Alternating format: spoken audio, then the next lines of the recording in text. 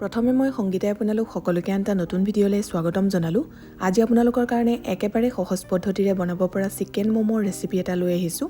লগতে ম'ম' চাটনিৰ ৰেচিপিটো আপোনালোকলৈ আগবঢ়াইছোঁ। আশা কৰোঁ আপোনালোকে ৰেচিপি দুটা চাই ভাল পাব। আহক তেনেহ'লে বেছি দেৰি নকৰোঁ, আজিৰ ভিডিঅ'টোৰ মাজলৈ আমি আগবাঢ়োঁ। ম'ম'জ বনাবৰ কাৰণে ইয়াত মই মেজাৰিং কাপেৰে 1.5 কাপ ময়দা লৈছোঁ। আপোনালোকে ম'ম' যিমান বনাব বিচাৰে সেইটো হিচাপত ময়দাৰ পৰিমাণটো অলপ কম বেছিকৈ ব্যৱহাৰ কৰিব পাৰে। সোৱাদ অনুসৰি নিমখ দিব। ইয়াত মই সৰু চামুচেৰে আধা চামুচ দিছোঁ। এতিয়া গোটেইখিনি ভালদৰে এবাৰ মিলাই লৈছোঁ।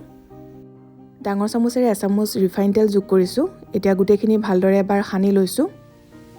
তাৰপিছতে নৰ্মেল পানী লৈ ডোটো প্ৰস্তুত কৰি ল'ম। পানী দিওঁতে সাৱধানে দিব, যিহেতু আমি ডোটো অকণমান টানকৈ মঠিব লাগিব, বেছি ঢিলা হ'লে নহ'ব। সেইবাবে এনেদৰে অলপ অলপকৈ পানী দি ভালকৈ মঠি ল'ব।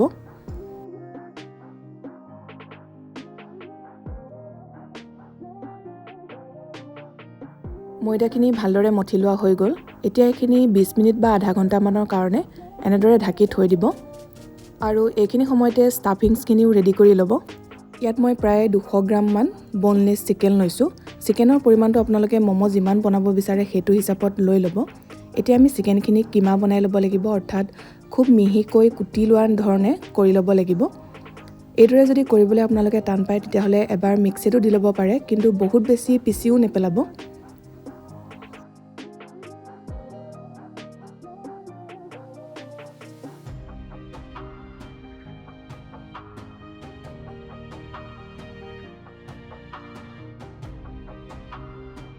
মাংসখিনি এনেদৰে খুব মিহিকৈ কুটি ল'ব। এতিয়া বাতি এটালৈ মই লৈ লৈছোঁ। মিডিয়াম চাইজৰ 2টা পিঁয়াজ এনেদৰে মিহিকৈ কুটি দি দিছোঁ। মিহিকৈ কুটা আদা দিছোঁ ডাঙৰ চামুচেৰে 1 চামুচ। 3-4 ফুটামান নহৰু এনেদৰে মিহিকৈ কুটি দিছোঁ। মিহিকৈ কুটা কেঁচা জলকীয়া যোগ কৰিছোঁ। জলকীয়া আপোনালোকে নিজৰ জোখত দি ল'ব। লগতে জালুকৰ গুড়িও দি ল'ব পাৰে। ডাঙৰ চামুচেৰে 1 চামুচ চয়া চচ দিছোঁ। সোৱাদ অনুসৰি নিমখ দি ল'ব। চয়া চচতো নিমখ থাকে, সেইবাবে বহুত বেছিকৈও দি নিদিব। লগতে দিছোঁ 1 চামুচ ভিনেগাৰ। ভিনেগাৰৰ ঠাইত নেমু ৰসো ব্যৱহাৰ কৰিব পাৰে। এতিয়া গোটেইখিনি ভালদৰে সানি ল'ব। এয়া আমাৰ ম'ম' ষ্টাফিংছখিনি ৰেডি হৈ গ'ল। এতিয়া এইখিনি ছাইডত থৈ দিম। আৰু আধা ঘণ্টামানৰ পিছত এয়া মই ময়দাখিনিও দেখুৱাইছোঁ।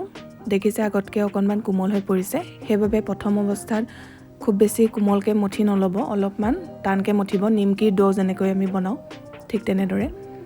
এতিয়া এইখিনিৰ পৰা আমি সৰু সৰুকৈ বল বনাই ল'ম, তাৰপিছতে বেলি ল'ম। ম'ম'টো আপুনি যিমানটো চাইজৰ বনাব বিচাৰে সেইমতে বলখিনি বনাই ল'ব।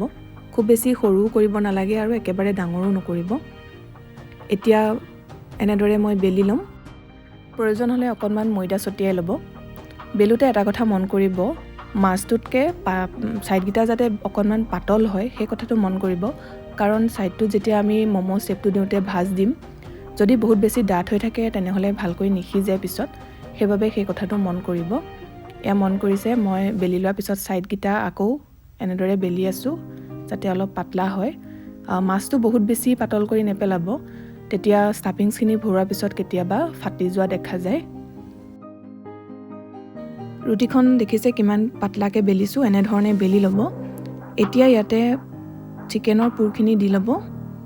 এনেদৰে মাজত দি ল'ব। তাৰপিছতে ছাইডটোত অকণমান আঙুলিৰে পানী সানি ল'ব, তেতিয়া ভালদৰে চিল হ'ব।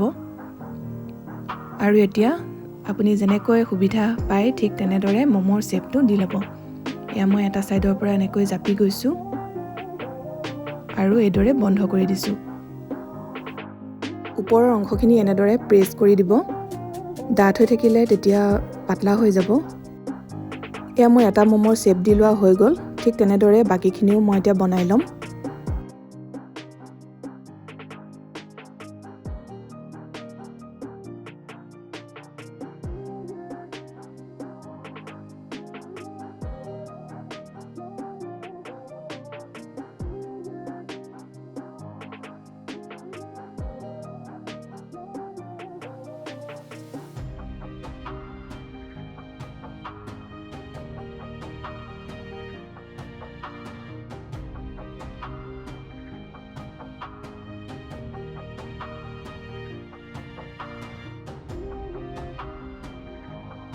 এয়া মই প্ৰথমতে 6টা বনাই ল'লোঁ আৰু এতিয়া এইখিনি ষ্টিম কৰি ল'ম যেহেতু ম'ম' ষ্টিমাৰ ব্যৱহাৰ কৰা নাই যদি আপুনি ম'ম' ষ্টিমাৰ ব্যৱহাৰ কৰিছে তেনেহ'লে একেবাৰতে বহুতখিনি বনাই পেলাইও আপোনালোকে ষ্টিম কৰিব পাৰে এয়া এনেধৰণৰ এটা বহল পাত্ৰত পানী গৰম হ'বলৈ দিব ইয়াত মই প্ৰেছাৰ কুকাৰ লৈছোঁ তাৰপিছতে পানীখিনি যেতিয়া উতলি আহিছে তেতিয়া ইয়াতে এটা এই ধৰণৰ ষ্টিলৰ খৰাহী লৈছোঁ আৰু খৰাহীটোত অকণমান ৰিফাইন তেল সানি ল'ব যাতে পিছত ম'ম'ছখিনি লাগি নধৰে এতিয়া ইয়াতে ম'ম'খিনি দি দিছোঁ আৰু লগে লগে ঢাকনিখন লগাই দিব গেছৰ ফ্লেমটো মিডিয়াম কৰি ৰাখিব আৰু মিডিয়াম ফ্লেমতে ম'ম'ছখিনি সিজিবলৈ দিব প্ৰায় 20-25 মিনিটমান লাগি যাব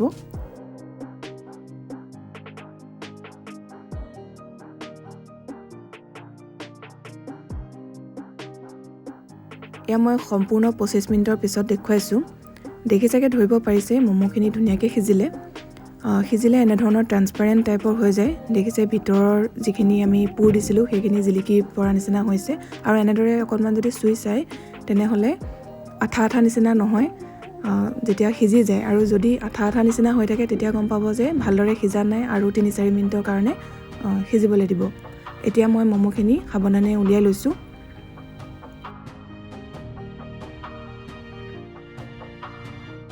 একে পদ্ধতিৰে বাকী ম'ম'খিনিও বনাই ল'ম যদি তলত পানী কমি যায় তেনেহ'লে আৰু অলপ পানী দি উতলাই ল'ব এয়া এনেধৰণে খৰাহীটো ৰিফাইন তেল লগাই ল'ব তাৰপিছতে ম'ম'খিনি দি ঢাকন লগাই মিডিয়াম ফ্লেমত 20-25 মিনিটমানৰ কাৰণে সিজিবলৈ দিব এইখিনি সময়তে ধুনীয়াকৈ সিজি উঠে ম'ম'খিনি ষ্টিম হয় মানে এতিয়া আহক আমি চাই লওঁ ম'ম' চাটনিৰ ৰেচিপিটো ম'ম' চাটনিবিধ বনাবৰ কাৰণে এয়া মই কেৰাহীত অলপ পানী গৰম হ'বলৈ দিছোঁ পানীখিনি অলপ গৰম হোৱাত ইয়াতে মিডিয়াম চাইজৰ 2টা বিলাহী দি দিছোঁ চাটনি আপোনালোকে যিমান বনাব বিচাৰে সেইটো হিচাপত বিলাহীৰ পৰিমাণটো অলপ কম বেছিকৈ ব্যৱহাৰ কৰিব পাৰে আৰু লগতে দি দিছোঁ শুকান জলকীয়াৰ পৰিমাণটো আপোনালোকে নিজৰ জোখত দিব যিমানটো জ্বলা খাব পাৰে কিন্তু ম'ম' চাটনিবিধ অলপমান জ্বলা হ'লেহে খাই ভাল লাগে লগতে দি দিছোঁ 4-5 ফুটামান নহৰু এতিয়া বিলাহী শুকান জলকীয়া আৰু নহৰু গোটেইখিনি ভালদৰে সিজাই ল'ম 15 মিনিটমানৰ কাৰণে ঢাকনিখন লগাই দিছোঁ গেছৰ ফ্লেমটো হাই কৰি ৰাখিছোঁ এয়া ভালদৰে সিজাই লোৱা হৈ গ'ল এতিয়া বাতি এটালে কাঢ়ি লৈছোঁ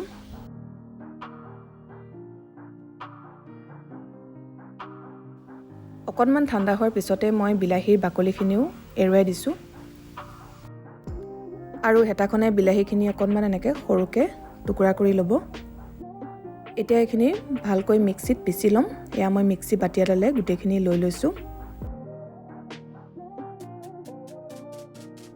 সোৱাদ অনুসৰি নিমখ দি লৈছোঁ আৰু গোটেইখিনি এতিয়া ভালকৈ পিচি আনিম এনেধৰণৰ স্মুথ হ'ব লাগিব আৰু এই চাটনিবিধ খাবলৈ বাহিৰত আমি যিটো ম'ম' চাটনি খাওঁ তেনেকুৱাই হয় যিসকলে খাই ভাল পায় আৰু ঘৰত আজিলৈকে এনেদৰে বনোৱা নাই এবাৰ নিশ্চয় বনাই খাই চাব এতিয়া মই ম'ম' প্লেটখন এনেদৰে ম'ম' চাটনিৰ লগত পৰিৱেশন কৰি দেখুৱালোঁ আৰু আপোনালোকে যদি চুপৰ ৰেচিপি চাব বিচাৰে আগতে আমাৰ চেনেলত দিয়া আছে চাব পাৰিব ডেছক্ৰিপশ্যনতে তাৰ লিংক দি দিম আশা কৰোঁ ৰেচিপিটো চাই ভাল পালে যদি ভাল পালে ভিডিঅ'টো লাইক কৰিব লগতে শ্বেয়াৰ কৰি দিব যিসকলে চেনেলটো এতিয়ালৈকে ছাবস্ক্ৰাইব কৰা নাই ছাবস্ক্ৰাইব কৰি কাষতে থকা বেল আইকনটো প্ৰেছ কৰি অল কৰি ৰাখিব তেতিয়া আহিবলগীয়া ভিডিঅ' নটিফিকেশ্যনবোৰ আপুনি পাই থাকিব আকৌ এটা নতুন ৰেচিপিৰ সৈতে সোনকালে লগ পাম ভিডিঅ'টো চোৱাৰ কাৰণে বহুত বহুত ধন্যবাদ